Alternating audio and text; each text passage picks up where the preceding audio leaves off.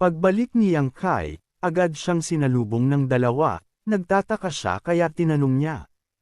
Anong problema? Anong realm mo ngayon? Nanginginig na tanong ni Chen Zhuxiu. 7th level ng Separation and Reunion, ngumiti si Yang Kai. Separation and Reunion Boundary, 7th stage. Biglang nanlaki ang kanilang mga mata. Ano? 7th stage. Sa edad niya, halos imposibleng maabot ang ganitong level. Ngumiti lang si Yang Kai. Hindi niyo ako pinaniniwalaan. Casual niyang ipinakita ang mga blood beads mula sa mga halimaw. Sa inyo na to, kayo ang nakakita, at kailangan niyo rin mag-recover. Napayuko si Xu Xiaoyu, pero, ikaw ang tumalo sa kanila. Salamat, Brother Yang. Iniligtas mo ang buhay namin. Pero kalmado pa rin ang sagot ni Yang Kai. Ayos lang, hindi nyo kailangang maging formal. Matapos ang kanilang usapan, nagsimulang mag-cultivate ang dalawa upang mabilis na makarecover. Habang ginagawa nila ito, nanatiling nagbabantay si Yang Kai sa paligid upang matiyak ang kanilang kaligtasan. Ngunit ilang sandali pa, bigla siyang nakaramdam ng kakaiba, may isang presensya na papalapit. Biglang nagbago ang ekspresyon niya. Kailangan na nating umalis, may paparating. May gumagalaw sa unahan. Nandoon sila. Mabilis na kumilos si Yang Kai. Pero pagdating nila, mas marami pang halimaw ang nakapaligid. Hindi na naman. Ngunit ngumiti si Xu Xiaoyu. Yang Kai, kung ayaw mong makialam, panoorin mo na lang kami. Sumugod silang dalawa. At biglang dumating ang mga disciple ng Moon Gate. Don't panic. Sugod. Sa gitna ng laban, isinantabi nila ang pride nila. Nagtulungan silang lahat para labanan ang mga halimaw. Habang si Yang Kai ay tahimik lang na nakatayo sa taas ng puno, pinagmamasdan ang lahat. Ang mga taong ito, marunong pala silang magtulungan. Matapos ang matinding laban, panalo na tayo. Magaling. Nagdiwang ang lahat, sa wakas ay nalampasan nila ang panganib. Habang tahimik na nagmamasid si Yang Kai, napansin niya ang kakaibang sitwasyon sa paligid. Iba't ibang sekta, Flower Palace, Pure Heart Palace, Water Moon Hall, Soaring Feather Pavilion. Lahat sila nagtipon sa iisang lugar. At hindi iyon normal. Ano bang nangyayari dito? Bulong niya sa sarili. Habang naglalakad palayo, may isang lalaking nakapansin sa kanya. Brother Yang. Napalingon si Yang Kai, alerto, pero kalmado pa rin. Hindi nagtagal, muling nagkita sina Chen Zhuxiu at Xu Xiaoyu. Kumusta? Anong nangyari? Tanong ni Yang Kai. Mahabang kwento, pero maupo muna tayo, may ipapakita ako sayo. Biglang inilabas ni Yang Kai ang isang maliit na bagay. Isa itong Dan Medicine. Napakunot ang noo ni Xu Xiaoyu. Dan Medicine. Ngunit si Chen Zhuxiu, biglang nagliwanag ang mga mata. Halatang alam niya kung gaano ito kahalaga. Sinubukan pa ni Xu Xiaoyu tumanggi. Brother Yang, sobra na ang naitulong mo sa amin. Pero pinutol siya ni Yang Kai. Kunin niyo na, kailangan niyo yan. Ipinaliwanag nila ang sitwasyon. Sa loob ng maraming araw, paulit-ulit kaming nakipaglaban. Halos wala nang natitirang herbs, at wala na ring ligtas na lugar. Tahimik na nakinig si Yang Kai. Bakit nagtipon-tipon ang iba't ibang sekta dito? Tanong niya. Pinilit kami. Pinilit. Seryosong tanong ni Yang Kai. Oo, para makaligtas. Biglang naging mabigat ang atmosphere. Delikado bang pag-usapan dito? Tanong ni Yang Kai. Napakadelikado. Dahil sa 9 deaths. At doon na nila isiniwalat ang totoo. May mga tao na hindi galing sa Great Han Dynasty. Mga mandirigma mula sa Tianlang Dynasty. Napaisip si Yang Kai. Naalala niya ang grupo sa lawa, kakaiba ang aura, kakaiba ang galaw. Sila nga, malakas sila, pero kaunti lang, sabi ni Yang Kai. Kung ganun, bakit kayo natatakot? Sumeryoso si Xu Xiaoyu. Dahil, kaya nilang kontrolin ang mga halimaw. Hindi lang basta-basta. Bawat isa sa kanila, may daan-daang halimaw na kontrolado. Biglang nag-connect ang lahat sa isip ni Yang Kai. Kung ganun, ang mga halimaw na umatake sa atin. Sila ang may kontrol. Oo, sagot ni Chen Zhuxiu. Ginamit nila ang mga halimaw, para ubusin kaming lahat. Tahimik ang paligid. Ramdam ang bigat ng sitwasyon. Sa nakaraang kalahating buwan, isa-isa kaming namamatay habang lumalaban. At ngayon, kami na lang ang natitira. Habang nakikinig si Yang Kai, lalo niyang naunawaan ang sitwasyon. 2 o 300 na lang ang natitira. Ano ba talagang nangyari? Napabuntong hininga si Xu Xiaoyo. Nagtipon ang mga kabataan para lumaban, pero natalo kami ng mga mandirigma mula sa Tianlang Dynasty. Sumabat si Chen Zhuxiu. Hindi lang sila malakas, tuso pa sila. At handang-handa sa lahat. Ramdam ang takot sa kanilang mga boses. Sana matapos na agad ang lugar na to, para makabalik na tayo ng ligtas. Napatingin si Yang Kai sa paligid. Kung ganun, sino ang pinuno nyo? Si Wu Chengge, mula sa 9-star Sword Sect. 7th level True Element Boundary, siya ang pinakamalakas sa amin. Ngunit hindi lahat ay kontento. Mayabang siya, at hindi niya kami tinatrato ng maayos. At lahat ng blood beads, sa kanya napupunta. Parang wala siyang pakialam kung may mamatay. Tahimik na napaisip si Yang Kai. Ibig sabihin, kahit may problema ang leader nila, kailangan pa rin nila ito para mabuhay. Yung mga halimaw na umatake sa inyo, siya ba ang nagpadala sa inyo palabas? Umiling sila. Hindi, rotation lang. Nagpapatrol kami. Biglang lumapit si Xu Xiaoyo. Brother Chen, pwede ba kitang makausap sandali? Sige, babalik ako agad, Brother Yang. Habang naghihintay si Yang Kai, may kakaiba siyang naramdaman. Bakit parang, may nakatingin sa akin? Dahan-dahan siyang lumingon. At doon niya nakita, isang grupo ng mga babae, nakatingin sa kanya at kamakaway. Napakunot ang noo ni Yang Kai. Parang, may kakaiba. At sa isang iglap, may 2 taong lumapit. Isang babae na may kakaibang ganda at aura. At isang lalaking mukhang malakas at mapanganib. Brother Yang, kilala mo ba sila? Tanong ni Chen Zhuxiu. Hindi. Diretsong sagot. Ngumiti ang babae. At anong problema niyong dalawa? Hindi pa nakakapag-react si Yang Kai. Lumapit siya. Mas lalong lumapit. Hanggang halos magkadikit na ang mukha nila. Sister, anong? Tumingin ka lang sa akin. Biglang namula si Yang Kai. Halatang nabigla sa bigla ang lapit ng babae. Hoy! Anong ginagawa mo? Sigaw ni Chen Zhuxiu habang namumula sa galit. Ngunit parang wala lang sa babae.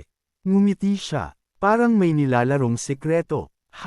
Kumusta? Sabi ng lalaking kasama niya. Ang lakas ng aura niya. Makapal, duguan, parang mamamatay tao. Napatingin ang babae kay Yang Kai. Mas lalong ngumiti. Interesting. At saka, pakiramdam namin, may kakaiba sa'yo. Kaya napalapit kami. Tahimik si Yang Kai. Pero sa isip niya, delikadong babae. Ngumiti ang misteryosong babae at sa wakas ay nagpakilala. Ako si Ye Qingxi, at ito ang master ko, si Zhou Ba. Ako naman si Yang Kai. Galing kami sa Endless Sea Islands, Ozora Sects. Possibly bang narinig mo na ang aming lugar o ang aming sekta? Saglit na napahinto si Yang Kai. Ozora Sect. Ramdam niya agad. Hindi ito ordinaryong grupo. Taga saan ka, Brother Yang? High Heaven Pavilion. Napangiti si Ye Qingxi, tila mas lalong naging interesado. Siguro dahil sa martial arts mo, may killing intent. At dahil sa lugar na to, nabalutan ka na ng dugo. Kaya pakiramdam namin, parang may koneksyon tayo. Ngunit hindi nagpatalo si Yang Kai. Siguro nga, tadhana. Ngumiti ang babae. Sumama ka sa amin. Basta manatili ka sa tabi ko, paprotektahan kita. Pero sa halip na matuwa, mahinang ngumiti si Yang Kai. Salamat pero hindi na kailangan. Biglang pumasok ang ibang disciples. Yang Kai, tama, disipulo ka raw ng High Heaven Pavilion. Tumango siya. At anong cultivation mo? Ngumiti si Yang Kai, parang walang pakialam. Separation and Reunion, 7th stage. Talaga bang ganun lang ang level niya? Paano siya nakakasurvive sa loob ng kalahating taon? Ngunit biglang nagtawanan ang iba. Biglang tumawa ang buong grupo. Ha! Ganun lang. Kalakas. Sobrang hina. Ngunit may isang boses ang sumingit. Anong nakakatawa? Mga bulag ba kayo? Tahimik lang si Yang Kai. Pero ang mga mata niya, malamig. Paano ka nakasurvive sa level mong yan? Ngumiti siya ng bahagya. Nahulog ako sa malalim na bangin. Halos isang buwan akong naghahanap ng paraan para makaakyat. Tumawa ulit ang iba. Bodybag ka lang. Wala kang silbi. Kung makapatay ka man ng isa o dalawang halimaw, baka may pakinabang ka pa. Hindi na kailangan. Hindi ako sasama. Biglang nanigas ang paligid. Ano? Mag-isa ka? Tumango si Yang Kai. Oo. Nag-alala ang ilan. Brother Yang, delikado mag-isa. Mas ligtas kung sama-sama tayo. Ngunit ngumiti lang siya. Pasensya na. Hindi ko hilig na maging tauhan ng iba. At doon, tuluyang nagbago ang atmosphere. Kung aalis ka, iiwan mo lahat ng pills mo dito. Tumigil si Yang Kai. Dahan daw ang lumingon. Anong sabi mo? Sumingit ang isa. Brother Wo, sobra na yan. Ngunit ngumisi si Wu Chengyi. Mahina lang siya. Kung hindi niya ibibigay, mapupunta lang din sa tiyan lang ang mga pills niya. Mas mabuting kami na ang kumuha. Galit na galit ang iba. Ninanakawan mo lang siya. Ngunit walang pakialam si Wu Chengyi. Para to sa grupo. Tahimik ang lahat. Hanggang sumulong si Ye Qingxi. At para to sa grupo, o para sa sarili mo. Ngumiti siya ng malamig. Hindi bagay sa isang elite disciple, ang asal magnanakaw. Nanahimik si Wu Chengyi. Pero sa mata niya, nagsisimula ng sumiklab ang galit. Ngumiti si Wu Chengyi, at ginamit ang pinakamaruming paraan. Kung ganun, hayaan nating ang lahat ang magdesisyon. Iwan ba niya ang pills, o dadalhin niya? At parang inaasahan na, biglang sumigaw ang karamihan. Iwan niya ang pills. Umalis siya. Umalis ka na. Tahimik ang paligid. Pero malinaw. Iniwan na siya ng grupo. Napapikit si Yang Kai. Hindi dahil natatakot siya, kundi dahil nakakadiri ang ugali ng mga taong ito. Naniniwala ka ba talaga na tama ang ginagawa mo? Kung ikaw ang nanakawan, anong mararamdaman mo? Saglit na natahimik si Wu Chengyi. Pero bago pa siya makasagot, isang grupo ng babae ang sumingit. Gawin mo sa iba, ang gusto mong gawin nila sa'yo. Ngunit ngumisi lang siya. Kung ganun, bibigyan ko siya ng choice. Sumama ka sa amin. O iwan mo ang pills mo. Ngumiti si Yang Kai. Wala akong balak sumama da inyo. Akala ng lahat, susuko na siya. Ngunit, bigay mo sa akin ang mga pills mo. Dahan daw ang tinaas ni Yang Kai ang bote. At ngumiti, sinabi ko bang ibibigay ko sa'yo? Biglang nagbago ang ekspresyon ng lahat. Sinabi ko lang, iiwan ko ang pills. Hindi ko sinabing iiwan ko para sa'yo. At doon, diretso niyang ibinigay ang pills kay Brother Chen. Ito, sa'yo na. Nagulat ang lahat, pati si Wu Chengyi. Napanganga, Brother Yang, kanino ko ito ibibigay? Ngumiti si Yang Kai, parang walang pakialam. Bahala ka na, makakaasa kang nasa tamang tao ito mapunta. Tahimik si Wu Chengyi, pero halatang napahiya. Nagtapos ang usapan. Column, sana magkita pa tayo ulit. At sa isang iglap, tumalikod si Yang Kai, at umalis. Nagdududa akong magkikita pa kayong muli. Ngunit habang papalayo siya, may isang pares ng mata ang nakatingin sa kanya. Ngayon ang pinakamagandang pagkakataon para patayin si Yang Kai. Yang Kai, darating na ang kamatayan mo. Samantala, habang tumatakbo si Yang Kai sa kagubatan, ang bilis ng pangyayari, sa maikling oras lang, lumala agad ang sitwasyon. Huminto siya, ramdam niya, may sumusunod sa kanya. Habang nagtatago si Yang Kai sa likod ng puno, may mabilis na aninong dumaan. Isang disciple ng Nine Star Sword Sect. At malinaw, utusan siya ni Wu Chengyi para patayin si Yang Kai. Biglang sumugod ang kalaban. Sobrang bilis, parang kidlat. Pero, wala siyang nakita. Strange, nasaan siya? Sa likod ng puno. Nakangisi si Yang Kai, kahit walang bakas na iniwan. Natuntun pa rin siya. I know you're here. Lumabas ka. Tahimik. Pero ramdam ni Yang Kai. Mapanganib ang kalaban. Humugot ng espada ang assassin. At biglang naglabas ng enerhiya. Ano? Sword Shi. Hindi ito manganda, delikado. Sa isang iglap, sumabog ang hangin sa paligid. Mga invisible slash ang umatake. Pinuputol pati hangin at puno. Agad umiwas si Yang Kai. Pero muntik na siyang tamaan. Grabe, gusto niya talaga akong patayin. Lumabas na siya. Harap-harapan na. Ngumiti ang kalaban. Magaling ka magtago. Sino nagturo sa'yo niyan? Ngumiti si Yang Kai. Hindi kita nakita, pero naramdaman ko ang hostility mo. At kusang nag-react ang sword shi ko. Napangisi ang kalaban. Matalino ka, kaya alam mo na siguro ang gusto ko. Isuko mo lahat ng pills mo. At sabihin mo ang teknik mo. Baka patawarin pa kita. Ngunit ngumiti lang si Yang Kai. Akala mo ba hawak mo na ako? Tanong niya. Napatawa si Chi Jiangxing. Kung hindi, ano pa? Sumagot si Yang Kai. Makipagpalitan tayo. Nagulat si Chi Jiangxing. Anong palitan? Ibibigay ko ang gusto mo, ang concealment technique at footwork ko. Kapalit tuturuan mo ako ng sword techniques ng 9-star sword sect. Isang mapanghamak na tawa ang isinagot ng kalaban. Imposible, hindi ipinapasa sa iba ang aming mga teknik. Dagdag pa niya, at higit sa lahat, kaya kitang patayin anumang oras. Bakit ako makikipagkasundo? Ngumisi si Yang Kai, punong-puno ng kumpiyansa. Uulitin ko, sigurado ka bang panalo ka na? Napangisi si Chi Jiangxing. Sige, kapag nahuli kita, saka natin pag-uusapan. Direkta siyang sumugod. Espada ang nauuna. Mas malakas na sword shi ang pinakawalan niya, sunod-sunod at walang tigil, pati ang paligid ay nadamay sa lakas ng kanyang atake. Kalmado lamang si Yang Kai, para bang wala lang sa kanya ang bilis ng pag-atake, madali niya itong naiwasan, tila isang simpleng galaw na walang anumang kahirap-hirap, mistulang anino si Yang Kai, dahil sa sobrang bilis ng kanyang galaw, nag-iiwan pa siya ng mga bakas na animoy mga anino ng sarili.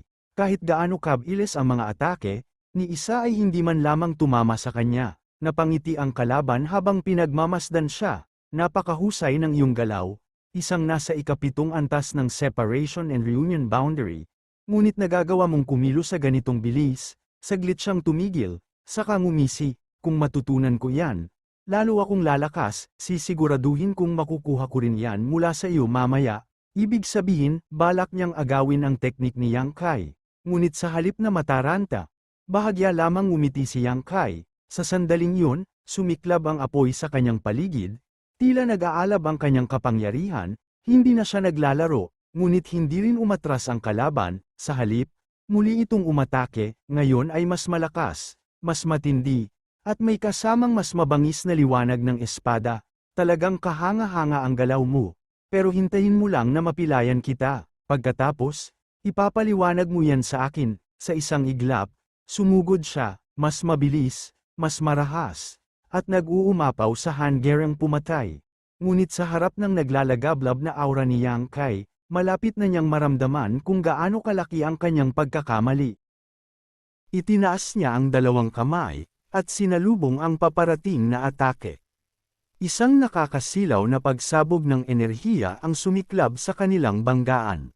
Sa lakas ng impact, umugang ang paligid at nagliyab ang hangin, kasunod ang isang malakas na pagsabog na umalangaw-ngaw sa buong kagubatan. Ngunit hindi pa tapos ang laban. Mula sa malayo, muling sumigaw ang kalaban. Huwag kang maging mayabang, bata. Kasabay nito, nagpakawala siya ng panibagong atake, isang napakalakas na bug zone ng enerhiya na rumaragasa patungo kay Yang Kai. Mabilis itong lumapit, halos lamunin ang buong paligid sa bilis at lakas nito. Sa pagkakataong iyon, napaatras si Yang Kai habang sinusubukang salagin ang paparating na puwersa. Napangiwi siya sa tindi ng tama, habang ang enerhiya ay patuloy na sumasabog sa kanyang harapan. At sa sumunod na sandali, isang napakalakas na pagsabog ang muling yumunig sa lupa, nagdulot ng alon ng puwersa na kumalat sa buong paligid. Sa isang iglap, biglang sumugod si Yang Kai. Balot ng naglalagablab na pulang enerhiya ang kanyang katawan habang mabilis siyang lumapit sa kalaban. Hindi na nakapag-react ang kalaban, nanlaki ang kanyang mga mata sa gulat. Hindi niya inaasahan na ang isang alagad lamang ng High Heaven Pavilion na nasa ikapitong antas ng Separation and Reunion Boundary, ay may ganitong klaseng lakas sa labanan. Ngunit huli na ang lahat. Napasigaw ang kalaban ng tamaan ng suntok ni Yang Kai na naglalaman ng matinding init at puwersa. Agad siyang gumanti, naglabas ng sunod-sunod na liwanag ng espada, sabay sabog ng mga enerhiya sa paligid. Ngunit walang pakialam si Yang Kai. Isa-isa niyang sinalag at binasag ang mga atake habang patuloy na sumusugod pasulong. Ang kanyang aura ay lalong lumalakas, tila apoy na hindi mapipigilan. Sa sandaling iyon, nagsimulang magtipon ang enerhiya sa kanyang kamay. Umiinit, kumukulo, at lalong sumisidhi. 3 patong na pagsabog. Sa sigaw na iyon, direkta niyang pinakawalan ang kanyang atake. Isang napakalakas na bagzo ng enerhiya ang sumabog mula sa kanyang kamao, agad tinamaan ang kalaban. Boom! Tumilapon ang kalaban habang nilalamon ng liwanag at init ang kanyang katawan. Sa harap ng ganitong kapangyarihan, unti-unti niyang napagtanto, hindi siya nakaharap sa isang ordinaryong kalaban. Bahagyang napaatras ang kalaban, ngunit bigla itong natawa. Kahanga-hanga. Isang hamak na nasa ikapitong antas ng Separation and Reunion Boundary, pero may ganitong kalakas na puwersa. Mahigpit niyang hinawakan ang kanyang espada habang nakatitig kay Yang Kai. Walang duda. Ikaw ang pinakamalakas na cultivator sa antas na ito na nakita ko. Saglit siyang tumahimik, saka ngumisi. Ngunit, ang mga teknik ng espada ng 9-Star Sword School ay sukdulan sa husay. Paano ka makikipagsabayan sa mga iyon, isang walang pangalan tulad mo? Sa kabila ng mga salitang iyon, ngumiti lamang si Yang Kai. Kanina, 70% lamang ng aking lakas ang ginamit ko. Bahagyang lumiwanag ang kanyang mga mata. Kung ilalabas ko ang buong lakas ko, kakayanin mo pa bang lumaban? Sa sandaling iyon, biglang nagbago ang aura ng kalaban. Isang matinding enerhiya ang bumalot sa kanyang katawan habang itinutok niya ang espada sa harapan. Pinilit mo akong gamitin ang sword body. Unti-unting bumaba ang kanyang boses, puno ng seryosong intensyon. Humugod siya, kasabay ang mga sword chi na parang buhay at sumusunod sa galaw ni Yang Kai. Ilang beses umiwas si Yang Kai, ngunit sa huli, naabutan din siya. Boom! Tinamaan ang kanyang kalasag, napaatras siya. Sunod-sunod na atake ang dumating. Unti-unti, napipilitan siyang umatras. Lumipas ang kalahating stick of incense. Wala pa ring kontra si Yang Kai. Ngunit, bigla siyang natapilok. Muntik ng matamba. Kumislap ang mga mata ni Chi Jiangxing. Ito na ang pagkakataon. Tinaga niya ang leeg ni Yang Kai. Ngunit sa kalagitnaan, binago niya ang galaw. Mula hiwa, naging tusok. Sumunod ang kalasag ni Yang Kai. Ngunit, nagbago ito. Ang pulang kalasag ay biglang kumipot.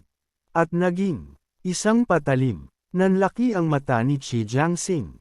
Crack! Nahiwa sa gitna ang kanyang espada, parang isang dahon na basta nalang pinila sa dalawang bahagi. Hindi siya nakapaniwala. Sunod-sunod, napaire piraso ang kanyang sandata.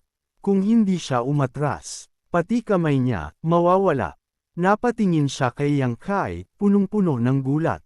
Ngunit, kalmado si Yang Kai. Maliwanag ang kanyang mga mata. Punong-puno ng laban ng espiritu. Dahan-dahan siyang nagsalita. Ngayon, ako naman. Biglang naunawaan ni Chi Jiangxing ang lahat. Ang pagkapagod, ang pagdepensa, ang pagkabasag ng kalasag. Lahat iyon ay palabas lang. Isang plano, isang patibong, upang sirain ang kanyang espada. Biglang natawa si Yang Kai. At sa isang bagsak, itinulak niya ang dalawang palad pasulong. Beast Soul Technique. Sumabog ang lakas. Lumabas ang dalawang halimaw. White Tiger Seal. Divine Ox Seal. Isang dagandong ang umalangaw. Ang ungol ng baka at sigaw ng tigre ay nagpagimbal sa paligid. Nanlaki ang mata ni Qi Jiangxing. Dalawang nag-aapoy na Yao Beast ang sumugod sa kanya, parang buhay, parang tunay. Nag-aapoy ang kanilang katawan. Namumula ang kanilang mga mata, punong-puno ng killing intent. Hindi maganda to. Walang pag-aalinlangan. Itinaas niya ang kanyang daliri. Lightning Stride Sword. Sumiklab ang liwanag. Tumama sa isa sa mga halimaw. Hamina ito, pero hindi tumigil. Ngunit, walang epekto. Papunta na sa kanya ang dalawang halimaw. Sa takot, tumalon siya paitaas. Pero, may naghihintay sa itaas. Isang nakakatindig balahibong killing intent ang bumagsak mula sa langit. Pagtingin niya, nandoon si Yang Kai. Baliktad, ngumingisi, at sumusuntok pababa. Naputol ang paghinga ni Qi Jiangxing. Nahulaan siya. Agad siyang naglabas ng 3 sword light pataas. Boom! Boom! Boom! Sinagupa iyon ni Yang Kai. Tumagos ang kanyang atake sa dibdib ng kalaban. Sa sobrang lakas nito, napabulwak ng sariwang dugo mula sa bibig nito. Agad siyang bumagsak pababa. Ngunit sa ibaba, naroon ang dalawang spirit beast. Naghihintay sa kanyang pagbagsak upang siya'y lapain, at habang nangyayari yun, dahan-dahan ding bumaba si Yang Kai.